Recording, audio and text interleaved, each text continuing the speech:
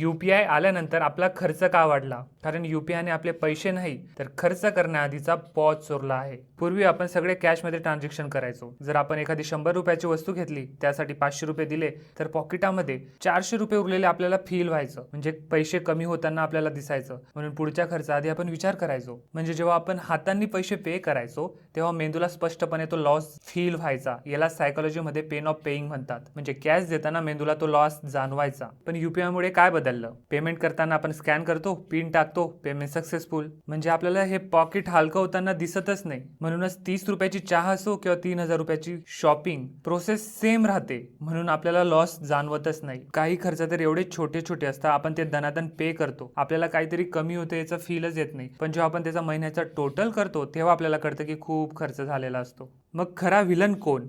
UPI?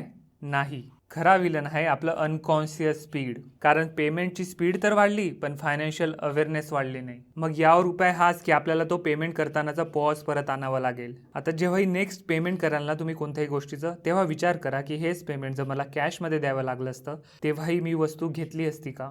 Weekly budget ठेवा. एक specific amount limit ठेवा आणि त्या लिमिटमध्येच तुमचा UPI खर्च ठेवा. प्रत्येक आठवड्याला टोटल करा की किती खर्च झाले. तेव्हा तुम्हाला दिसेल की तुम्ही खूप साऱ्या अनवॉन्टेड गोष्टी पे केल्या आहेत. मग ते पुढच्या वेळेस लक्षात ठेवायचं. फायनल ट्रूथ, UPI डिलीट करू नका. प्रत्येक पेमेंटमध्ये जाणीव ऍड करा. कारण आपला पैसा हा QR कोडमुळे नाही तर पॉज गायब झाल्यामुळे जास्त खर्च होतोय.